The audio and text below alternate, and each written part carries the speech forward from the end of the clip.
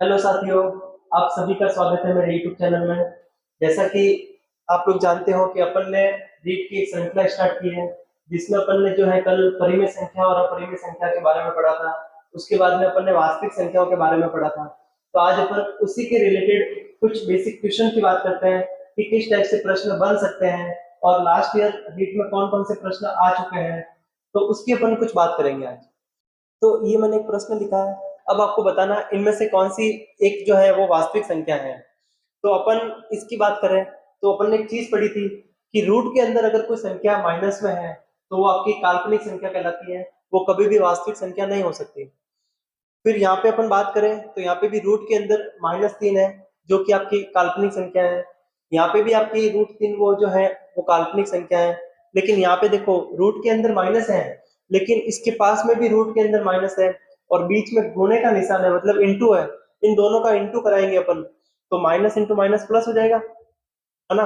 और फिर 2 को 3 से गुणा कराएंगे तो कितना होगा, 6।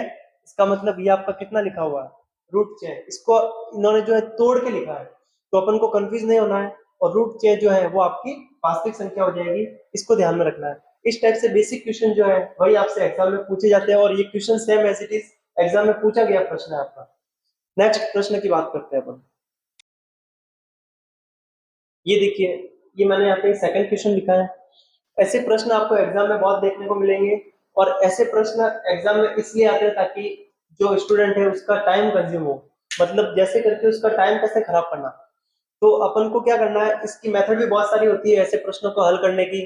अपन कुछ टीचर्स बताते हैं कि इसमें जो है नीचे वाली संख्याओं का एलसीएम लो, फिर उसको ऊपर वाले नीचे वाले से गुणा करके फिर आप निकालो, या फिर इसको सॉल्व करो। लेकिन अपन को ऐसा नहीं करना है, अपन को टाइम को बचाना है। तो अपन को क्या करना है, ऑप्शन से अपन को आंसर निकालना है। देखना, आरोही क्रम पूछा है। आरोही क्रम का मतलब ये होता है कि पहले सबसे पहले जो है वो सबसे छोटी संख्या आएगी, फिर उससे बड़ी, फिर उससे बड़ी, ऐसे चलेगी। यानी अपन बात करें सबसे छोटी फिर उससे बड़ी, इस क्रम में अपनी संख्या बढ़ेगी आगे। वो आपका होता है आरोही क्रम, छोटे से बड़े की तरफ। ठीक है। तो अब देखना, अब यहाँ पे अपन ऑप्शन से अपन इसका आंसर निकालने की कोशिश करते हैं। तो ऑप्शन से अपन कैसे निकालेंगे कि पहले वाला जो संख्या है वो दूसरे वाले से क्या होगी, छोटी होगी। तो अपन को क्या करना है, क्रॉस मल्टीप्लाई करवाओ। 9 को 4 से गुणा कराया 36, 5 को 7 से कराया तो कितना आया, 35। 9 को 4 से कराया 36, 5 को 7 से कराया 35। मैंने क्या बोला था, पहले छोटी संख्या फिर उससे बड़ी आएगी। लेकिन यहाँ पे देखो ये बड़ी और ये छोटी, इसका मतलब ये ऑप्शन आपका कट गया। फिर अपन बात करते हैं दूसरे ऑप्शन की। 2 को 3 से गुणा कराओ 6, 7 को 1 से गुणा कराओ 7। देखो पहले छोटी फिर उससे बड़ी, यानी यहाँ तक तो अपना बैठ रहा है, लेकिन अपन को पूरा देखना है। चलो अपन आगे वापस चलते हैं। 5 को 1 से गुणा कराएंगे, कितना आया 5। 3 को 2 से गुणा कराएंगे तो कितना आया 6। देखो यहाँ पे भी बैठ रहा है, ये छोटी फिर उससे बड़ी, पीछे क्या है उसको छोड़ दो आप, ये जो है ना वो छोटा होना चाहिए उसके आगे वाले से। तो 5 एकम 5, 3 दूनी 6, वापस यहाँ पे भी बैठ रहा है अपना। फिर अपन यहाँ पे आगे बात करते हैं। 9 तिया 27 और 7 पंजे 35, यहाँ पे भी अपना बैठ रहा है। तो इसका मतलब ये अपना सीक्वेंस सही चल रहा है। फिर उसके आगे भी अपन बात करते हैं। 7 पंजे 35 और 9 चौक 36, इसका मतलब देखो लास्ट में सबसे बड़ा वाला पद, इसका मतलब ये अपना ऑप्शन सही हो जाएगा। लेकिन अपन इन दोनों को भी टेस्ट कर देते हैं। देखना, ये हो गया 5 तिया 15, ये हो गया 21, यहां तक तो बैठ रहा है अपना, ये भी सही हो रहा है। आगे चलते हैं अपन। ये कितना हो गया, 3 दूनी 6 और ये कितना हो गया 5। ये देखो यहाँ पे गड़बड़ हो गया, पहले बड़ा पद आ गया उसके बाद छोटा पद आ गया, इसका मतलब ये भी नहीं होगा। अब इसको भी चेक कर लेते हैं। 9 चौक 36 हो गया और 7 पंजे 35, ये तो यहीं पे रॉन्ग हो गया क्योंकि पहले बड़ा पद आ गया उसके बाद में छोटा पद आ गया। इसका मतलब अपना जो आंसर है वो हो जाएगा सेकंड। तो ऐसे आपको जो है टाइम बचा सकते हो, और ऐसा प्रश्न आपको मिलता है और अक्सर मिलता है एग्जाम में। अभी अपन नेक्स्ट क्वेश्चन की बात करते हैं। अपन लिमिटेड प्रश्नों की बात करेंगे, लेकिन उन्हीं प्रश्नों की बात करेंगे जो अक्सर एग्जामिनर पूछता है एग्जाम में, और जो आपके रीट की दृष्टि से इंपॉर्टेंट होते हैं। अपन यहाँ पे कंटिन्यूसली मैं आपको 50-100 प्रश्न करा दूंगा, और जो आपके किसी काम के नहीं होंगे, तो उससे अपना कोई मतलब नहीं है और ऐसे प्रश्नों को कराने का कोई सेंस ही नहीं है। तो देखिए, निम्न में से कौन सी एक परिमेय संख्या है? ये मैंने चार ऑप्शन लिखे हैं, अपन को बताना है कि कौन सी परिमेय संख्या है। तो देखिए, ये लिखा हुआ √2 और उसके ऊपर लिखी हुई है घात 2। ठीक है, इसको अपन एक बार के लिए छोड़ देते हैं। ये लिखा हुआ आपका 2√2, तो इसका मतलब ये जो है आपकी अपरिमेय संख्या। अपन को पता है कि रूट के अंदर ऐसी संख्या जो पूर्ण वर्ग संख्या होती है वही अपनी परिमेय संख्या होती है, अदरवाइज वह अपनी अपरिमेय संख्या कहलाएगी। फिर यहाँ पे देखो, एक तो है आपकी परिमेय संख्या और एक है आपकी अपरिमेय संख्या। तो एक और जो स्टेटमेंट है मैं आपको बता रहा हूँ, उसको अपन को ध्यान में रखना है कि अगर कोई परिमेय संख्या और एक अपरिमेय संख्या, उनका जो योग होता है वो हमेशा एक अपरिमेय संख्या होता है। तो इसको भी ध्यान में रखना है। स्टेटमेंट में भी आपका क्वेश्चन आता है कि बताइए कौन सा कथन सही है, कौन सा कथन गलत है। फिर उसमें पूछते हैं कि एक परिमेय संख्या और एक अपरिमेय संख्या का योग क्या होता है। तो आपको पता होना चाहिए कि हमेशा एक अपरिमेय संख्या होता है। फिर ये लिखा हुआ √2 और ये लिखा हुआ 2, तो इसका मतलब क्या है? ये जो है ना, ये अगर मैं इसको हल भी करूं ना तो अपन को क्या मिलेगा? मैं इसको ऐसा लिख सकता हूँ, इस 2 को मैं ये लिख सकता हूँ, है ना। तो इस √2 से √2 कट गया, आपका बचा क्या? 1/√2। तो नीचे जो है बट्टे में आपका रूट लगा हुआ, इसका मतलब वो भी आपकी अपरिमेय संख्या है ना। तो ये अपन को ध्यान में रखना है। अब अपन इसकी बात करें तो देखो, इसको हल करने के 2-3 मेथड है। अपन सीधे सीधे इसको बात करते हैं कि इस वर्गमूल का मतलब क्या होता है, उसकी घात 1/2, यानी उसकी घात क्या होती है? आधी। तो मैं इसको ऐसा लिख सकता हूँ, 2 की घात,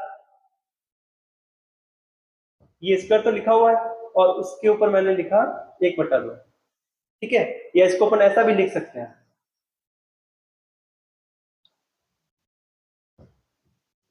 ये लिखा मैंने। ठीक है, वर्गमूल था तो मैंने इसकी पावर चढ़ा दी ऊपर और ये हो गया। और वैसे आपको सीधा सीधा याद रखना है कि स्क्वायर से रूट को काट दो और बीच वाली संख्या आपका आंसर आ जाएगी। लेकिन यहाँ पे देखो, ये जो है ब्रैकेट लगा हुआ है और घात के ऊपर घात होती है, तो घातों का क्या होता है? गुणा होता है। तो ये मैंने लिखा 1/2 इंटू 2, इनको अपन गुणा कराएंगे तो आपका बचेगा क्या? 1, मतलब 2 की घात 1, तो आपको मिलेगा 2। और 2 जो है वो आपकी परिमेय संख्या होती है, ये अपन को ध्यान में रखना है। फिर आगे बात करते हैं अपन 5 अंकों वाली सबसे बड़ी संख्या जो 77 से पूर्णतः विभाजित होती है। ये दोनों प्रश्न जो है वो किसी न किसी एग्जाम में आए हुए हैं, तो आपको इनको हल्के में मन नहीं लेना है और इनको थोड़ा सा ध्यान से देखना है किस टाइप से और क्या कैसे प्रश्न बन सकते हैं। तो देखिए, अब इसमें कुछ नहीं है, आपका टाइम बिगड़ेगा, इसके अलावा कुछ नहीं है। लेकिन अपन को थोड़ा सा माइंड के साथ में खेलना है कि कैसे इसको अपन थोड़ा सा इजी कर सकते हैं। तो देखिए, ना तो आपको 77 का भाग देना है इन संख्या में, बच्चे ये करेंगे सभी में 77 का भाग देंगे और 77 का टेबल भी नहीं आता है, पहले 77 का टेबल लिखेंगे और फिर भाग देंगे। तो इस और टेबल भी नहीं आता, वो टेबल भी बना बना के लिखेंगे। तो अपन को ऐसी गणित नहीं लगानी है, अपन को सीधा सा इसको सॉल्व करना है। कैसे करेंगे? 77 से पूर्णतः विभाजित होती है ये संख्या है, इसका मतलब क्या? जैसे कि मैंने लिखा, एक संख्या लिखी मैंने 20। ठीक है, मैंने बोला ये संख्या 10, ये संख्या जो है इस संख्या में मैंने लिखा कि 10 का भाग पूरी पूरी बार जाता है। ठीक है, तो 10 का भाग जाता है, इसका मतलब उसमें 5 का भाग भी जाएगा कि नहीं जाएगा? क्योंकि 5 जो है वो 10 का गुणांक ही तो है, उसका गुणनफल है कि नहीं है? तो इसका मतलब मैं ये बोलना चाह रहा हूँ कि 77 जो है, अगर इन संख्या में से किसी संख्या में 77 का भाग जा रहा है, इसका मतलब उस संख्या में 11 का भाग भी जाएगा कि नहीं जाएगा? उस संख्या में 7 का भाग भी जाएगा कि नहीं आएगा? तो ये अपन को माइंड लगाना है। अब देखो, अब उसमें भी अपन को भाग देके चेक नहीं करना है। मैंने बोला कि इनमें से ऐसी कोई संख्या, क्योंकि 77 को मैं क्या लिख सकता हूँ? 7 इंटू 11। अगर किसी संख्या में 77 का भाग जाएगा, इसका मतलब उसमें 11 का भी तो भाग जाएगा। तो देखिए, फिर मुझे क्या है, 11 का मैंने भाज्यता का नियम याद किया कि भाज्यता का नियम क्या होता है, जो अपन छोटी क्लासों में पढ़ते थे। तो देखना, 11 से भाज्यता का नियम क्या होता है कि अगर कोई संख्या, जैसे कि मैंने कोई संख्या लिखी यहाँ पे, ठीक है, उसमें अल्टरनेटिव देखो, एक तो सम संख्या वाले स्थानों को जोड़ो और एक विषम संख्या वाले स्थानों को जोड़ो, फिर उनमें से उसको घटा दो, जो आंसर आ रहा है उसमें अगर 11 का भाग जाता है तो उस संख्या में भी 11 का भाग जाएगा। कैसे? अपन यहाँ पे प्रैक्टिकल करके देखते हैं, देखना। इसको हटाओ। अपन को 11 से भाजिकता का नियम चेक कर रहा हूं मैं। इसको इसको और इसको जोड़ो, 9 9 और 9 कितना हो, 27। इसमें से मुझे घटाना है क्या, इसको और इसको। 9 और 4 को जोड़ो, 13 को घटाना है, तो मुझे कितना मिलेगा, आप बोलोगे 14। तो 14 में 11 का भाग जाता है, नहीं जाता ना, तो इसका मतलब ये आंसर नहीं हो सकता। ऐसा कैसा, यहाँ पे ट्राई करो। 9 9 और 4 को जोड़ो, 9 दूनी 18, 18 और 4 22। इसमें से मुझे लेस करना है, 9 और 8 कितना हो गया, 17। तो ये आपको कितना मिला, 5।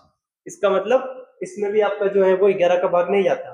अब यहाँ पे चेक करते हैं अपन, 9 9 4 इनको जोड़ो, 9 दूनी 18, 18 और 4 22। 22 में से मुझे क्या घटाना है, 9 और 6 कितना होता है, 15। अब 22 में से 15 गया तो पीछे कितना बचा आपका, 7। 7 में भी 11 का भाग नहीं जाता है, तो इसमें भी 11 का भाग नहीं जाएगा। अब यहाँ पे बात करते हैं, 9 9 और 6 इनको जोड़ो, कितना होता है, 9 दूनी 18, 18 और 6 कितना हो गया आपका, 24। फिर 9 और 6 कितना हो गया, 13। इसमें से 13 को माइनस करो, कितना बचा, 11 बचा। देखो 11 में 11 का भाग जाता है, इसका मतलब इसमें भी आपका 11 का भाग जाएगा, इसका मतलब 77 का भाग भी जाएगा, और इसमें आपका 7 का भाग भी जाएगा। तो ऐसे अपन को थोड़ा सा ट्रिक के साथ में खेलना है, और क्वेश्चन को जो है वो ऐसे इजी वे में हल करना है। तो फ्रेंड्स, आज के लिए अपन इस सेशन को यहीं पे स्टॉप करते हैं। नेक्स्ट वीडियो में अपन इसके परिमेय संख्या और अपरिमेय संख्या के आगे की बात करेंगे, कि उसमें जो है अपना और भी इसमें एक परिमेय और अपरिमेय के साथ में और भी कुछ अभाज्य संख्या है, और घात और घातांक वो भी इसमें ऐड है, तो उसको भी अपन समझेंगे कि क्या चीज होती है। बेसिक से अपन शुरुआत करेंगे, और जो संभावना हो सकती है एग्जामिनर के प्रश्न पूछने की, वो सभी अपन यहाँ पे कवर करेंगे। तो अगर आपको ये सेशन बढ़िया लग रहा है, तो आप जो है इसको लाइक कर दो, चैनल को सब्सक्राइब कर दो, और अपने फ्रेंड्स के साथ में चैनल को जो है वो शेयर कर दो। Thank you.